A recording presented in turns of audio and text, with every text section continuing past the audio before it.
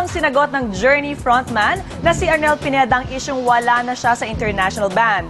Handa naman siya makipagsabayan sa duet sa Pilipinas Got Talent finalist na kaboses niya. Nagpapatrol, Mario Dumawan.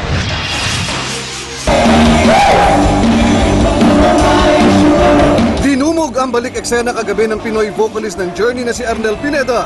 Hindi basta-basta pwedeng kantahin ni Arnel ang mga trademark songs ng banda sa kanyang solo shows. Pero laking tuwa ng lahat nang kantahin pa rin niya ang bahagi ng Faithfully.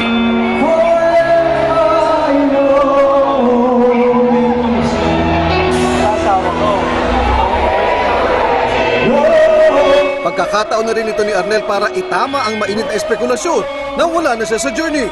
That's not true. That's very, very wrong. Wala naman kaming contract. As long as we still want to play together as a band, we will do it. It's a gentleman's agreement.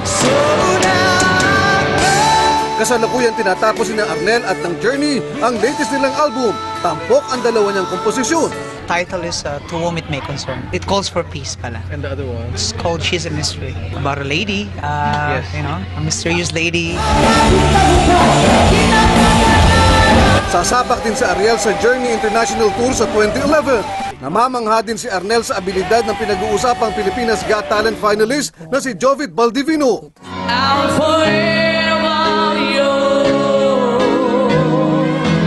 Na may hawig sa kanyang boses. Bukas na ang Grand Finals night ng Talent Search. Sana magkita kami. Are you willing to do a duet with him? Of course. Basta kapwa Pinoy, I will support. Umaasa rin si Arnel na marami pang Pinoy talents ang makikilala sa buong mundo. Mario Dumawal, Patrol ng Pilipino.